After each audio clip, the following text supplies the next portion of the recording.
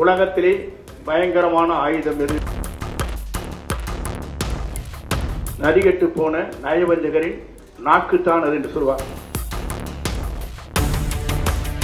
இதற்கு முன்னாலே பொன்முடி செய்தார். பெண்களை கொச்சைப்படுத்தி பேசுகின்ற அளவுக்கு ஒரு எதிர்க்கட்சி தலைவர் இருக்கிறார் என்று சொன்னார். எல்லா கட்சியும் அவருக்காக கண்டன ஆர்ப்பாட்டம் அங்கே இருக்கிற அறிக்கையை வெளியிட்டிருக்கிறார். கைது செய்த சரியானதான். புரட்சி தலைவர் ஒரு பாடலை பாடுகிற போது உலகத்திலே பெரிய ஆயுதம் எது என்று கேட்கின்ற போது அப்போது அவர் குறிப்பிடுகிற போது நல்ல கருத்துக்களை சொல்லுகிற போதுதான் சக்கரவர்த்தி திருமகன் மடத்திலே சொல்லுகிற போது ஒன்றை சொன்னார். உலகத்திலே பெரிய ஆயுதம் எது என்று கேட்கின்ற போது கத்தி, கடப்பாறை என்றெல்லாம் சொல்லிக் கொண்டே இருப்பார் நம்முடைய நகைச்சுவை மன்னன். அப்போது சொல்வார், நம்முடைய புரட்சி தலைவர் சொல்லுகிற போது ஒரே ஒரு கருத்தை மட்டும் தெளிவாக சொல்வார். உள்ளத்திலே நயவஞ்சகம் இருக்கும் வரை என்று அவர்களால் இன்றைக்கு ஆட்சியில் இருக்கின்றவர்கள் என்ன செய்கிறார் என்பதை அழகாக எடுத்து சுட்டிக்காட்டியிருக்கிறார். நான் அதை சொல்வதற்கு காரணம், உலகத்திலே பயங்கரமான ஆயுதம் எது என்று கேட்கிற போது நதிகெட்டு போன நயவஞ்சகரின் நாக்குத்தான் அது என்று சொல்வார். ஆகவே அப்படிப்பட்ட நயவஞ்சகர் தமிழ்நாட்டில் இருக்கும் வரை தமிழ்நாட்டிலே இன்றைக்கு இது போன்ற நிலைகள் ஏற்படத்தான் செய்யும்.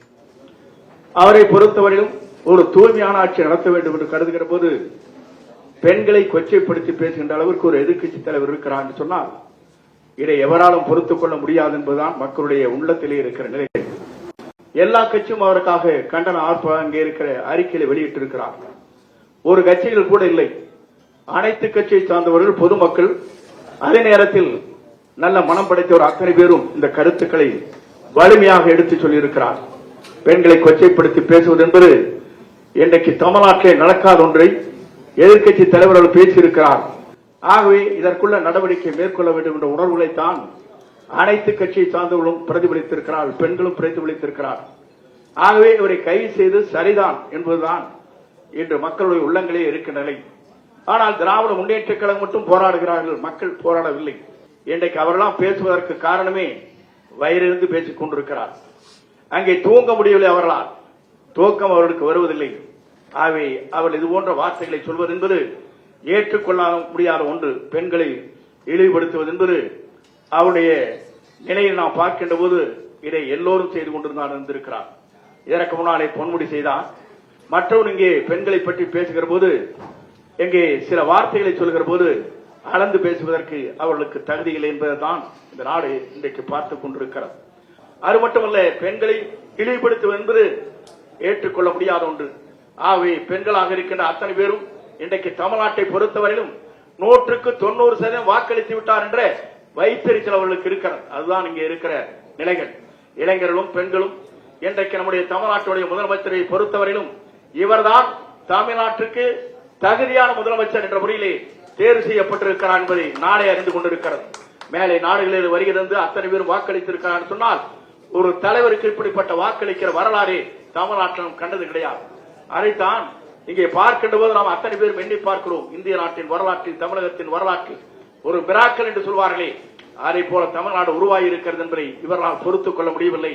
இவர்களுக்கெல்லாம் ஒரு முற்றுப்புள்ளி வைக்கிற காலம் மிக விரைவிலே இருக்கிறது என்பதை தமிழ்நாட்டு மக்கள் உணர்த்து காட்டுவார் என்பதை மட்டும் நான் இந்த நேரத்தை தெரிவித்து, கைது செய்து சரியானதான். கைது செய்யப்பட்டிருப்பது பெண்களை இழிவுபடுத்துவதற்காகத்தான். ஆகிய மக்கள் அத்தனை பேரும் கூர்ந்து கவனித்துக் கொண்டிருக்கிறார்கள்.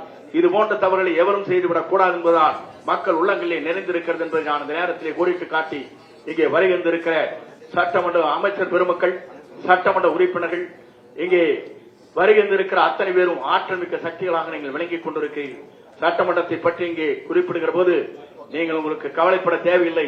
எல்லோரும் அறிவாற்றல் மிக்கவர்கள், புரிந்து கொள்வீர்கள். விரைந்து அந்த பணிகளை மேற்கொள்ளக்கூடிய சக்தி வாய்ந்த இளைஞர்களாக இருக்கிறீர்கள். ஆகவே வெற்றி என்பதை நாம் சட்டமன்றத்தில் மட்டுமல்ல நிரூபித்து காட்டுவோம் என்பதை நான் இந்த நேரத்திலே தெரிவித்து, எந்த கேள்விகளாக இருந்தாலும் தங்கு தடையில்லாமல் பதில் சொல்லக்கூடிய அமைச்சர் பெருமக்கள் இங்கே இருக்கிறீர்கள் என்பதை என்னால் காண முடிகிறது.